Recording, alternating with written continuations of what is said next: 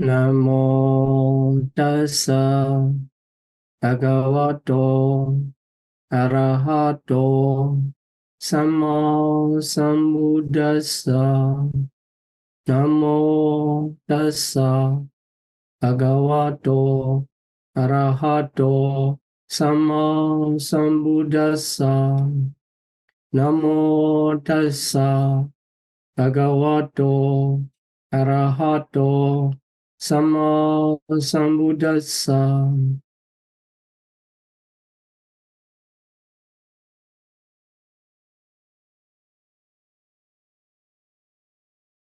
Well, welcome back to Nikāya study class. And today we are going to study Nikāya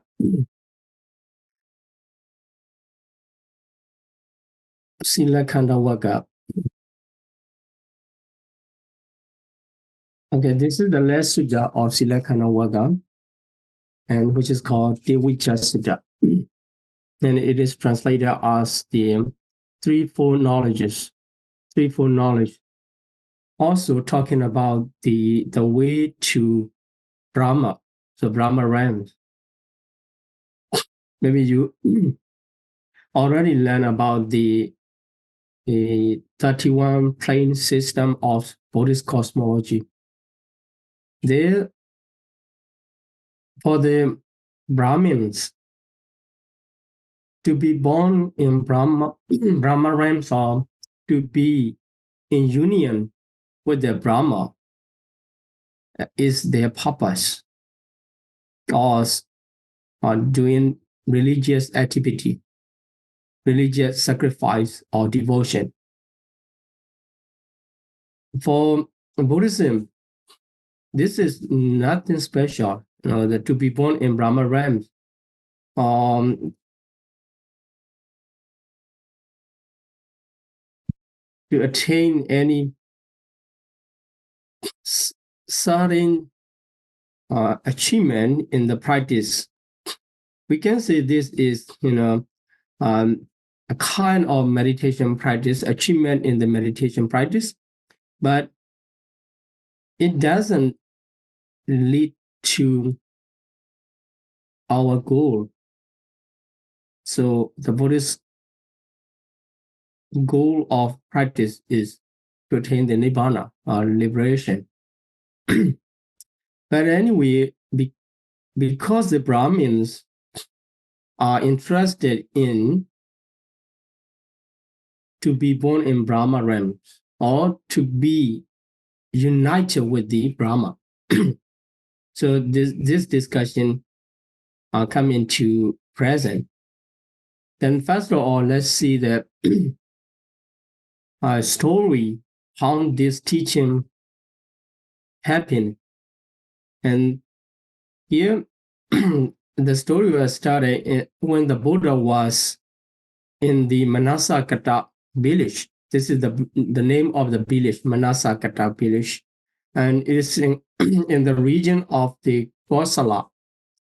So Kosala is the Kasi and Kosala ruled by the king Kosala. There's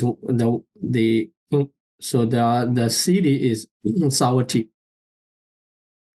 And here they belong to the Kosala clans and the Manasakata village. The Buddha was dwelling with the 500 monks nearby the Manasakata village as mango grove. Their mango grove located on the bank of near Achiravati River. So Achiravati River. So we have to know the name. So these are the names. So village and the river. The location there. And then during that time, many well-known and prosperous Brahmin are gathering in the Manasakata village. Their purpose to be in their village is to recite their mantra which is called the manta, is actually the Veda text, devotion to the Brahma. Then here we see the very well-known. In the commentary, it is mentioned that well-known is not just, the famous, or not just many people know. It's well-known refers to their qualification on their ability, as some aspect, their caste, so pure caste of Brahmins, and also their ethics. Due to this reason, when they are well known, it is regarded as the well known. It's not only popular Brahmins, and also prosperous, and they are also staying there for the purpose of reciting mantra, chanting mantra. And these are the name of some of these famous Brahmin. The Janki, actually this one in Pali is pronounced Janki, it should be long. And already approached to the Buddha during the time. And also Janusodhi, this one very famous, who live in Savatthi. And many times he has visited to the Buddha, and sometimes he asks a question. And after listening the Buddha's explanation, and usually he take refuge to the Buddha Dhamma Sangha, and like this. And Dodiya, this one also, in the other sutta, we know about the man Subha as one. He's a son of Dodiya. So these are some of the well-known Brahmins gathering in the Manasagata during that time. Then there, the two young Brahmins of Vasita and Bharadwaja, they are young scholars of Brahmanism. They are regarded as a world caste, a pure caste in the high ranks, and also in the education they is part in 3-4 Veda, 3-4 scripture of the Veda already. These two young Brahmins, when they were strolling around, the purpose is to take a shower, to take a bath in the Achiravati river. And during that time, because they were sitting alone and chanting, so they need to have a walk. And then these two young Brahmins having a walk on the bank of Achiravati river. And just walking back and forth around that area.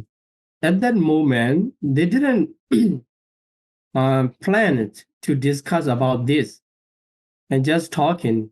Then finally it reached to the subject of right path and wrong path. So right path and wrong path, it means the path leading to the Brahma realms, or to be in union with the Brahma, or the path is not. This conversation come to be, and also they have an argument. I mean, when the Vasita gave his statement, he refers to his teacher Pakrasati, because he is disciple of Pakrasati Brahmin. Then, and when the Bharadwaja gave his statement, he refers to the Brahmin Taruka, who is his teacher. So both of them just refers to their own teacher, or their views of their own teacher. And how they give a statement, the same thing. This is the only straight path. So Pakrasati mentioned that this is the only straight path or this is the direct path, or the path of salvation leads a person following to that path to be in union with the Brahma. So Vasudha, he just mentioned the way in this sacrifice or in this chanting or in this practice.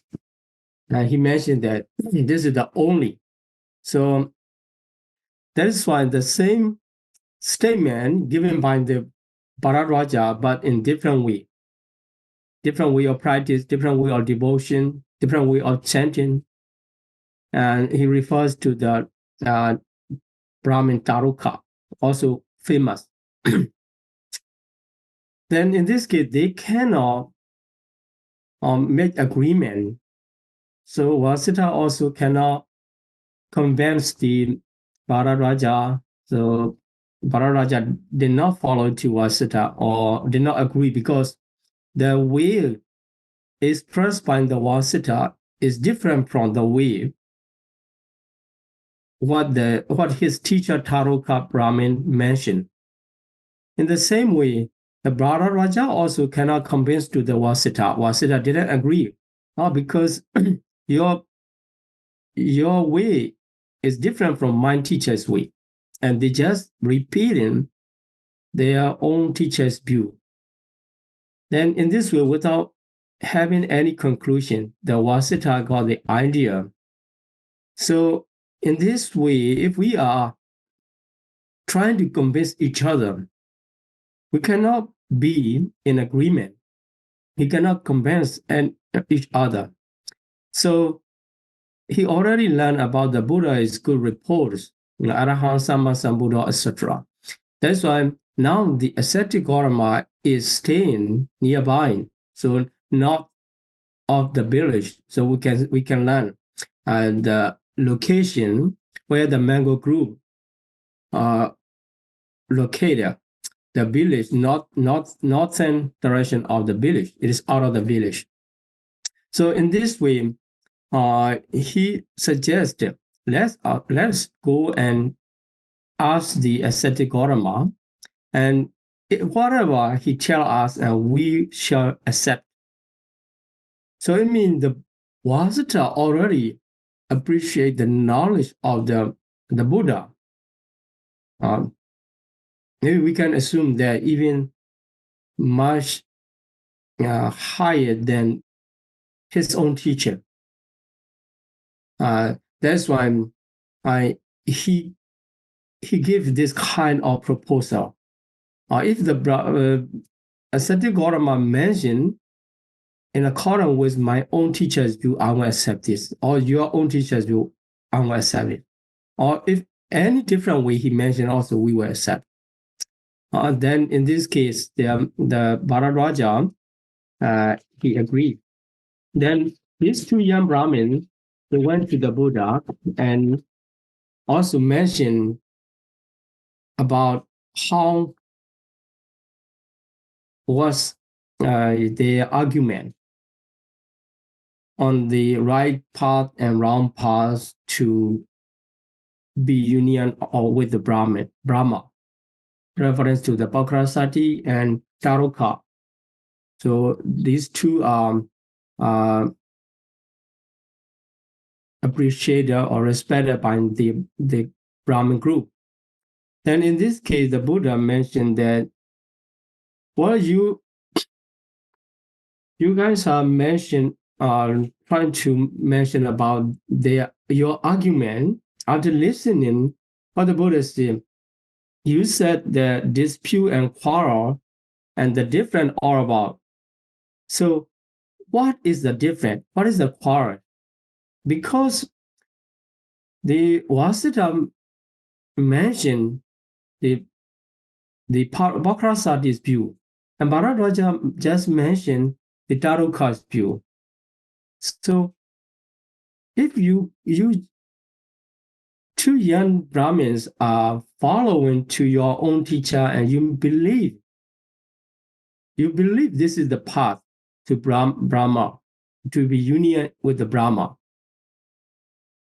And if you are not having doubt, the others cannot reach there because in their argument they didn't criticize the other's view, other's path. Just mention this is the way, this is the right path. That's why the Buddha asked, what is the quarrel? Here the dispute refers to the initial statement, and the quarrel is later becomes stronger. So there's not a problem if you are just following your own teacher. You can follow. You don't need to argue with the others. Then now also the Buddha mentioned what is the subject you are arguing. Then they confirm right and wrong path. So in this case, the Vasita, he proposed to have two sides of benefits. He said that so there are many kinds of teaching in the Brahma society, Brahma community, for the right path to be union of the Brahma. Then also mention about the other scholar, Adariya or Titiriya or Chandoka or Chandawa and Brahmacharya. So these other Brahmins also giving the different statement, different paths to Brahma world. So do all these will lead to union with Brahma. And also he just give an example, just like many different paths leading to the same village or town. So whoever taking each of these different paths can reach to that starting town or village. So in the same way, can we say that the various paths or different paths leading to the same Brahma realms or Brahma world? Then this is the proposal of the Vasita and also questioning to the Buddha. And in this case, the Buddha, before giving his answer, and he confirmed with the Vasita. So you say they lead Vasita, and then he say, yeah, they are the lead, I say. And then for 3 times, the Buddha repeated the same question, and Vasita gave the same answer. What is the reason asking repeatedly 3 times? Is the commentary mentioned that sometimes the Brahmins or the other set of executives, they give a statement in the discussion and initially. Afterward, when they see any weak point of the statement and then they change. No, I don't mean that in this way, or they change. So this already happened in discussion of their ascetic group. That's why the Buddha confirmed for 3 times. Okay, you already said 3 times. If you change your statement, you just a liar. Then and the Buddha give his reasoning.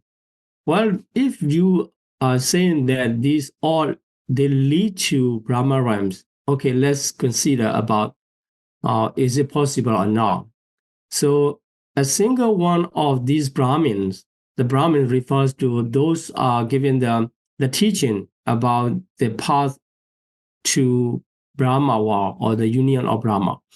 Then these Brahmin, any of these Brahmin, although they are learned in 3 Vedas, these all are expert in the Veda test. They give this course or their statement about the path.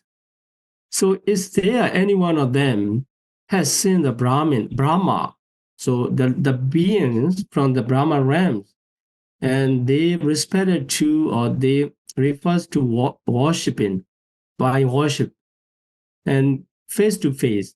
Any one of them has ever seen them. So in this case, because nobody claimed, or I have seen the Brahma and I have a conversation Brahma, and these learned Brahmin in three Veda, no one claimed that. That's why the Vasita replying, none of these Brahmin give this kind of approve. Then let's see further than that. So, okay, they are contemporary scholar and this age. What about the teacher's teacher of this Brahmin can see face to face to the Brahma? Also no. So none of the teachers has seen the Brahma in their own experience. Okay, so going to the beginning. So because nowadays the ancestor here, they are following, oh, my teacher teach me in this way. So following to the seventh generation of the ancestor, the teacher seventh generation also know. Then so going to the beginning points, the early sages, those provided the test for the Brahmin. So they already learned it in three Veda. Even the maker of mantra, now they are chanting the mantra made by these early sages of Brahmin. Or actually, they are hermit. Actually, they are ascetics. After composing the mantra, and then they expound to their desire. In this way, the lineage of the Brahmin teacher come to the present moment. So when they follow to the teacher to teacher, generation to generation, finally they reach to the early sages. So nowadays, the Brahmin are reciting and learning and singing about their mantra and the text they has written.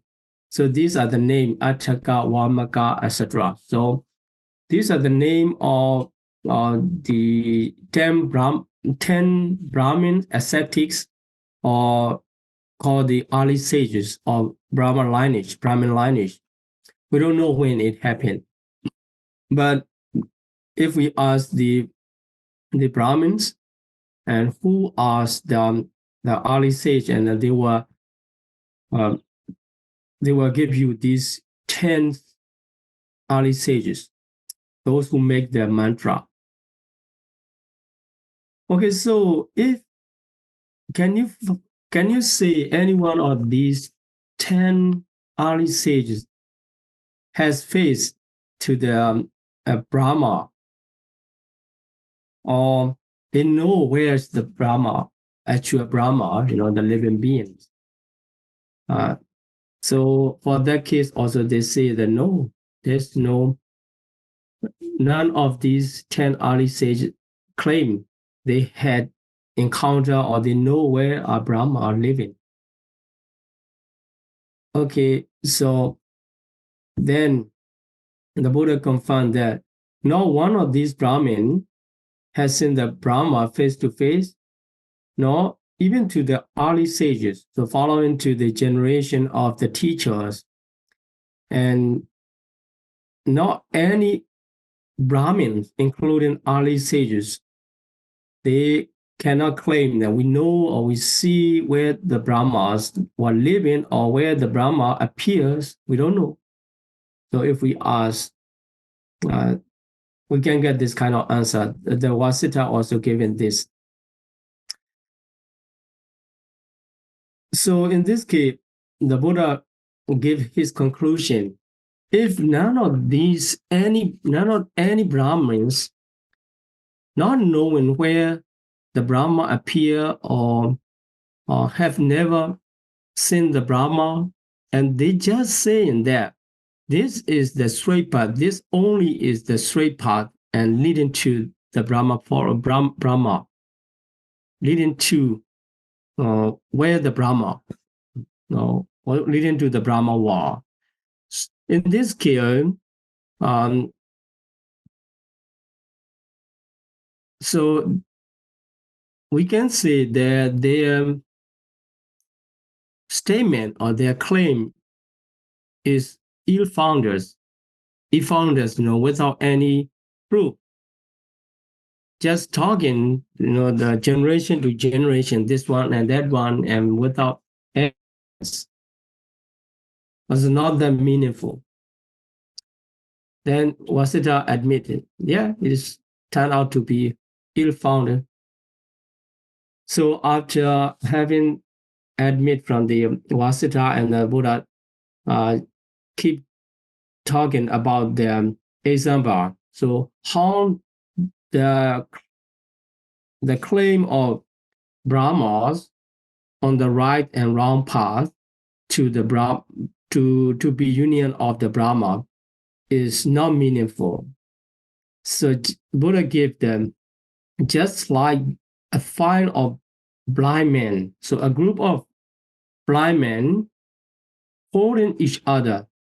And this is the system when they the blind men are living in the same spot, and the one who has the eyesight, and he leads, and he gives his walking stick to the first blind man, and then the other one follow to the first blind man, and the next one follow to him. In this way, the line of blind men leaded by only one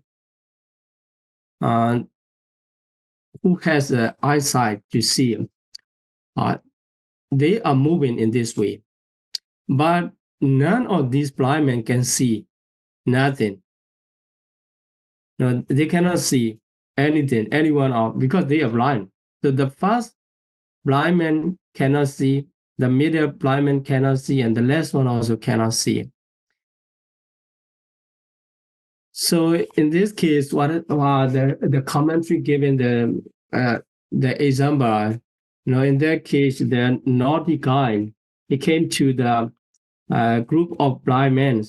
Oh, so in the village nearby, have some donation, so some party, and let's go and eat. And then these blind men believing in him, and the naughty guy, and they follow, keeping him in front and following to that. And then the naughty guy, when they reach to the bush area, he go to the bush, he lead them to the bush, and then turning around and reaching to the last Brahmin, and he give his stick to the last one. And the last one hold the stick, and he's following to the front one. And the front one, he followed to the stick. And in this way, they are going around to the bush, not reaching to anywhere, and they were getting trouble.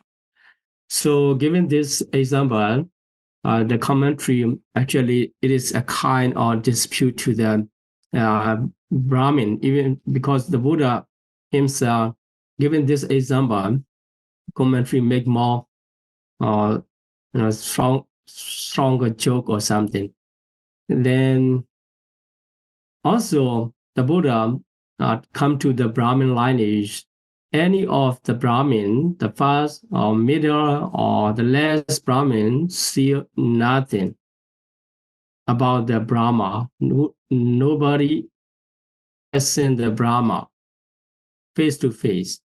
So although they had learned the three Veda, talking about the right paths to the Brahma realm, Brahma war, or to see the Brahma, it is actually laughable and just mere war, no action at all, no meaning, and also empty and vain. So in this case, because it is funny, and also here mere war, actually this one is translated and taken in the meaning, that just me over, but in the commentary, it says that it is, and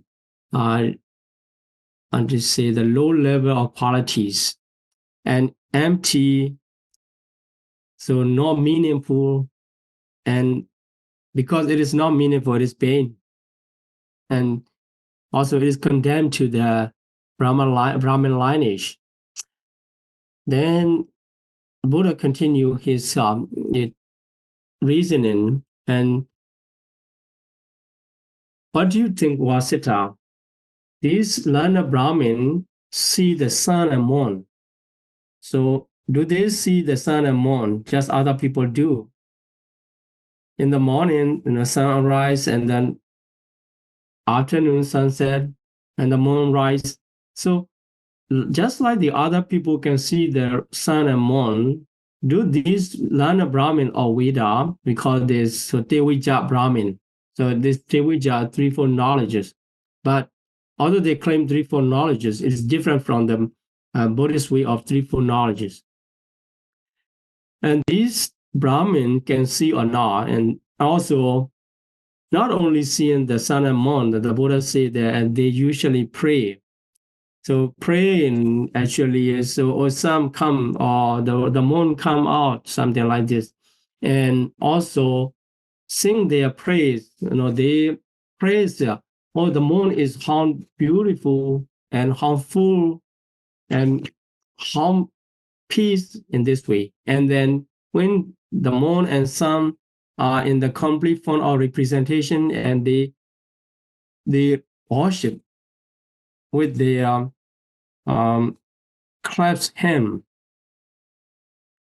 So the Vasitas say, yeah, they do, and they see the sun and moon, and also they pray, they sing praise and worship. So do you think, Vasita, because they can see the sun and moon, so can they point out a way to union with the sun and moon? So because the Buddha take into the conversation to make more clear, because none of these Brahmin in the whole lineage cannot see the Brahma face to face, and also not knowing where the Brahma. And they claim, this is the right path to Brahma. But the Brahma never sinned. Okay, now as you know, all of them can see the sun and moon. So is there any of these Brahmin can point out the way to the union of sun and moon? Because these are visible. In that case, he said, no, none of them can point out the way to the union with the sun and moon. So even the sun and moon, visible things, cannot reach by their knowledge. So in this case, it is not really meaningful to say they never seen the Brahma, and they say this is the way to the Brahma. So it's totally ill-founded, totally meaningless. Then in this case, the Vasita, although he's a Brahmin, and he agreed, yeah, it is ill-founded. Then the Buddha giving this simile of the most beautiful girl, we call the Janavara Kalyani. And this is already given, if a man trying to seek after and also love the most beautiful girl in the country, he just learn from hearsay, there is the most beautiful girl in the land. And he trying to seek out, and he trying to find out, he trying to make love with her. But now, if somebody say, are you going to seek out the Brahmin, the most beautiful girl? Yes, I'm going to do it. So, if so, do you know what caste the Khattiya, the ruler caste, or the Brahmin, or the merchant, or the outcast, someone else? So, do you know the caste of the girl? He said, no, I don't know. Okay, so do you know her name or her clan or her appearance, tall or short, or complexion, in which way. So do you know any information about her, the most beautiful girl? And he said, no, I know nothing. Then they say, well, if you don't know and see, also you're trying to find out, you're trying to seek out and also have a desire to love. Then he said, no. Then after that, Buddha say, if that person say in this way, his will to search or his plan to search for that the most beautiful God is turned out to be stupid, just stupid. He will not find the God. Then in this case, yeah, actually it is suddenly cannot find. So in the same way, the Brahmins, they don't have any information about the Brahma, and then they trying to find out the way to the Brahma. And this is not meaningful. This is kind of stupid, and then they do not know and see. So cannot be possibly right. And another example is about, here, the staircase, it should be. So about the simile of the staircase, a man building a staircase for the palace at the crossroad. He just making the staircase, and when he was asked, for which palace you are doing this staircase, and he cannot say, and also how high, in which direction it is, or how high or low. If somebody come and ask about the palace, and he has no information at all, but he is building a staircase in that case. So they say, you don't know and see what kind of palace and you are building the staircase for. Actually, this answer should be yes, yeah. So because they ask, you don't know and you are building, and he say, yeah, I don't know, but I'm building. In this case, and then the man also can be considered as the stupid guy, and the action is not meaningful. Then another example is calling the other bank of river Achiravati, because they are now residing on the bank of Achiravati River. That's why the Buddha gave this example to come closer. Then, okay, if Achiravati River is full of water to the brimful, and also even a crow can drink, from the bank and then can drink, it means they're totally full. And in that state, to the Achiravati River, a man come wishing to cross over. So he is going to cross that full Achiravati River, but he did not try to cross properly. What he do is he just call out, come here, other bank, come here, because he went to reach there, and he just called the other bank out. Then actually it is a kind of, the meaningless action, but the Buddha intentionally given this kind of example, actually this we can say condemn to the action of Brahmin. Those are pointing out the way to be in union with Brahma without knowing any information exactly or correctly. And is it possible, would the other bank of the Achiravati river come to him because the man is calling and begging and requesting or wheedling? Then the Vasita say, no, Reverend Gautama, it is impossible. The bank will not come to him. Okay, in the same way, so the Brahmins are learned in the three Veda, and they, here, this is the point, who persistently neglect what a Brahmin should do. So here in commentary,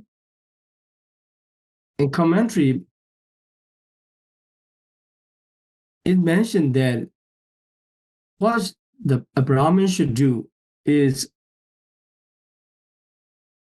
keeping precept, five precept, and 10 full meritorious deeds, dana, sila, bhavana, etc. So this kind of 10-fold meritorious deeds are the things a Brahmin should do. Or on the other hand, we can say that anyone who wants to be a Brahmana, actually this is, the Buddha was using the same word.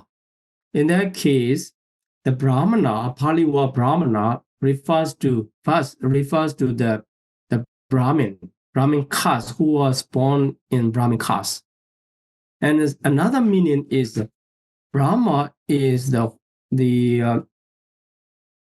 holy man. We can say the noble man is Brahmana. But in this case, the Buddha say, okay, so the person being born in the Brahma caste, he's originally Brahma caste, nothing to do with to be qualified or practice. But if you want to be a real Brahmana, the real Brahmana refers to the noble man. So the caste Brahmana also need to practice the certain practice to become a real Brahmana. So anyone who wants to be a real Brahmana, holy man or noble person, and he has to practice the certain practice. Then in this case, being persistently neglect on the practice, so precept and ethical and also meditation. The Brahmin, so they declare, we call Indra, Soma, Varuna, Isana, Prajapati, Brahma here, Mahedi or Yama. So these are, even during the Buddha's time, these are popular elements of worshiping. So Indra or Soma, they are already worshipped before the Buddha time. And the Brahma is one of them. So because the Brahmin, they most appreciated to the Brahma, that's why the Buddha emphasized on the Brahma.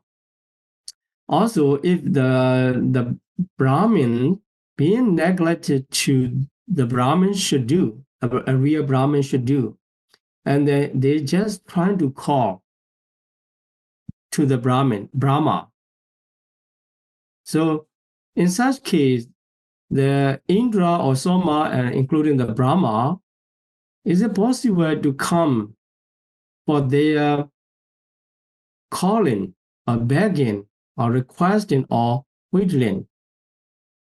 Also, is it possible because of they are calling or they are addressing them to come to them, to save them and pray them? Is it possible after death? So they already know, the Brahmin also they die. That's why after that, at the breaking up of the body, is it possible to union with Brahma or Indra, whoever they are calling? And in this case, that is just not possible. It is similar to the addressing or calling other bank of the Achiravati to this side. So Buddha mentioned about how meaningless of their action. Then giving another example in relation to the river Achiravati. So in this example, the river is still full with the water up to the brim. And in that case, a man came to a cross, wishing to cross over the river. But what he do is he was bounded and pinioned on the side and his hand behind his back with a strong change. So it means he cannot swim. And he just was tied up there and even cannot move around. And how do you think, Wasita, that man can be able to reach the other side? Although he is wishing to get there, he is wishing to cross over the Achiravati river. So in his situation, it is impossible. That's why the Wasita say no, because he was bound there in this bank, and so he cannot reach the other side. In the same way, in the area discipline, this refers to the Buddha's teaching, the community of the Buddhist followers, and the teaching of the Buddha. In this case, the five strengths or sense desire, they are similar to the strength to bind or to pinion a person. So they are called the real bonds or real fetters, not the ropes, not any rope. And then this refers to the five strengths.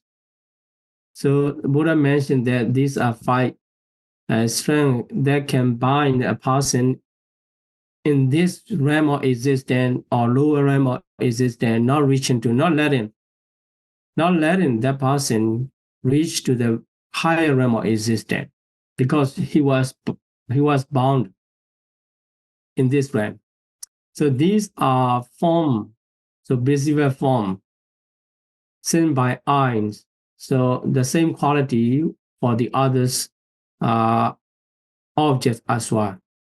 So desire, agreeable, and love and charming, attractive, pleasurable, arousing desire. So this is an important point. So a form that arouses desire that can be seen by eyes, or whatever we see, our eye, and if it is agreeable and lovable and attractive, and the desire arises in the mind. So in that case, you can understand, I was tied up with this visible form because my mind reached into that and then sense desire arise. So sense desire is a fetter or a strength, a bond. So in the same way, not only form seen by eye, the sound heard by ear. So whenever we hear a sound, and if we let sense desire arise, I mean we are bound already. We are tied up already to that sensual pleasure. So smell by the nose, and taste savor by the tongue, and the contact felt by the body. These are the object of five sense door. So their quality agreeable, but although they are agreeable and loved and charming, attractive and pleasurable, if a person train himself not to let the desire arise in his mind, he is out of the bond. He was not tied up by this sensual pleasure. So in this example, we have to remind ourselves to practice in our daily life. As long as we let the sense desire arise whenever we encounter any of these sense objects, and we can understand we are already tied up with this sense desire. Just like a man, he was tied up in this side, he cannot reach to the other side. In the same way, if somebody was tied up by this sense desire, he will not reach to the Brahma realm. He will not reach to be in union with Brahma, to see the Brahma in their world, in their realm of existence. Maybe he can reborn in the human realms and the Deva realms or sensual plane of existence. Or if unwholesome karma caused him to be born in a woeful state, it will be farther from the Brahma realms. So in the Buddhist teaching, and these are called actually 5 bonds or the 5 fetters that can tie a person up in their sensible object. So if we want to be in the higher realm of existence, like a Brahma realm, or just like the Brahmin wish to, if we want to see the Brahmin or to be born in the Brahma realm, we have to practice ourselves to detach. Whenever we see, although it is agreeable or not agreeable, it doesn't matter actually. Our mental training is more important, because two people seeing the same object can be in different positions, different situations. One attached to it and one does not attach to it. So if we can train our mind, and in this case, the other teachings say that whenever you see something and then you train yourself so that your mind not reach into the attachment or the affliction, or not reach into this state. And if you can maintain, if we call that is Indriya Samvara Sila, restraint in the 6 stalks. Okay, so then, the Brahmins learned in 3 Veda, they are enslaved and infatuated by these 5 strands of sense desire. Whenever they see the form or agreeable form or attractive form, the desire arise. And whenever they see, they hear a sound or smell or taste or contact, and then the desire arise in their mind. That is called they are enslaved. So here, if we allow the sense desire arise in our mind, we are just like a slave of this sense desire. So, for example, if you see advertisement of the new release phone, and just seeing that and the desire to get it, desire to see it arise in your mind is a kind, desire control your mind, overwhelm your mind, and later on when the desire becomes stronger, and you have to try to purchase that phone or whatever you see. If you have desire, depends on the level. Sometimes you just see and then you satisfy, and sometimes you cannot satisfy by just seeing, and you're trying to find a way to get by yourself. So this are like a master of the uncontrolled mind or untrained mind. So that's why we have to train ourselves to escape from the slavery of these sex desire. But for the Brahmin, although they have learned 3 Veda, they are actually enslaved and infatuated by these strength of sense desire already tied up.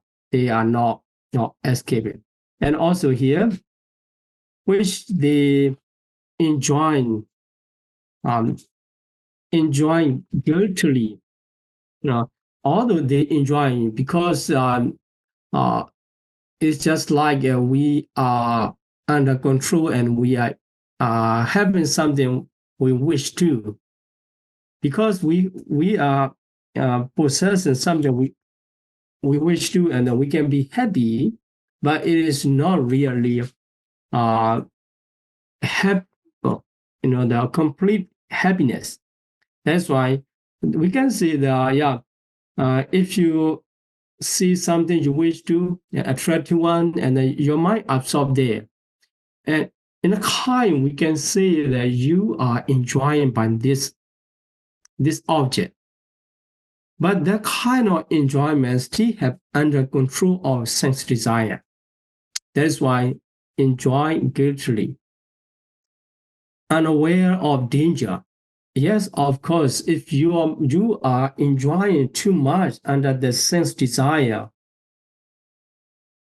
so it finally lead to a danger. So over consuming, or or leading you in appropriate way of getting that object. Or later on, if we waste our time, our lifespan by following or by chasing these sensual objects, finally the life will be ended. That at the end of life, not having any certain guarantee of wholesome deed, and we can reborn in the woeful state. These are the danger of the sense desire. Being unaware of this danger, and they are enslaved. And also knowing no way out. They don't know how to get out of themselves, get out of this sense desire. Then it is completely controlled by the sense desire. So whatever they do, whatever they speak, whatever they thought, all are framed by the sense desire. That's why they are called enslaved men, enslaved guys under the sensual desire. So we have to, for the Brahmin, it doesn't matter. They are enslaved or they get out of slavery. That is their life. The most important thing is about ourselves.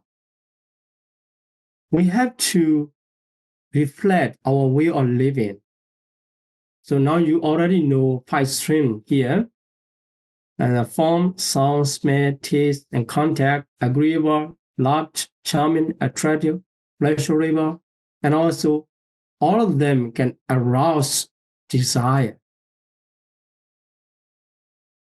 So from the morning to night, as long as you are awakened, you have to try to be mindful, to reflect on your state of mind, how you are doing under the sensual desire or out of the sensual desire. So when the mindfulness and restrainer of sense desire, sense object, sense faculties, at that moment, you can say you are out of the control of the sense desire. Whenever you see something, you try not to attach to it. You try not to have the affliction on that case. It depends on like and dislike. The object, if it is agreeable, is most likely to be subject of attachment. So whenever we see or hear or smell, taste, or having contact with any physical sense, and we should be mindful so that we can take ourselves out of this sensual desire. Otherwise, it seems no way. So living without mindfulness is just enjoying as the slavery state. And at the end, it will lead to their danger. So for the Brahmin, being enslaved by these five strands of sense desire, not knowing how to get out, and after death, it is impossible to be a union with Brahma. So, yeah, if we wish to be and we have to practice ourselves, then I'm going to stop here my explanation, although we have some more slides, and we will use in the next lesson, and also here, because starting from slide 16, it mentioned about the evil, about the sensual desire, evil, sloth and torpor, worry and flurry, and doubt like this. So these are called five mental hindrances, nivarana, pancha nivarana. So these pancha nivarana are already mentioned, given the certain example for each of these mental hindrances. That's why you have to take a look back what we have learned, and we will conclude this book of Silakkhana Vagga, emphasizing on the five mental hindrances. And at least if you can overcome five mental hindrances, and you can be reborn in the Brahma realm, because the five mental hindrances are all structural to attain the jhana. If you can be out of these five mental hindrances and then breaking through the blockage of these five mental hindrances, and your mental development can be in progress. Okay, thank you very much. Thank you, Sayadaw, for your teaching. May Sayadaw lead us in making aspiration and sharing merit, please. Sadhu, sadhu, sadhu. Okay, well, let's make aspiration and share merit. Okay, please repeat after me. Imina punya kamena. Imina punyam kamena. Mami bala samagamo. Mami bala samagamo. Tam samagamo hodu. Satam samagamo hotu. Yava nibbana padiya. Yavani bana padiya. Idame punyam. Idame punyam. Asavakheya vahang hodu. Asavakeya vaham hotu. Yame punyam.